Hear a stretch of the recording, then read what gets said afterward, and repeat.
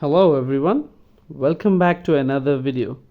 In today's video I'm going to show you how to fix "this video is currently unavailable" error on Amazon Prime. So let's get started. The first method is to sign out and then sign back into your account.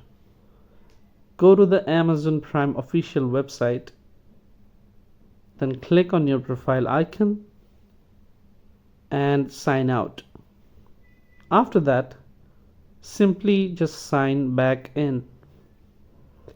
Next, try cleaning your browser data. Click on the three-dot icon in the top right corner of your browser. Now tap on Settings and then go to Privacy and Security. Select Clear Browsing Data and make sure to check all the boxes, setting the time range to all time, then click Clear Data. If that doesn't solve the issue, the next step is to manage your extensions. Click on the extension icon in your browser, then tap Manage Extensions.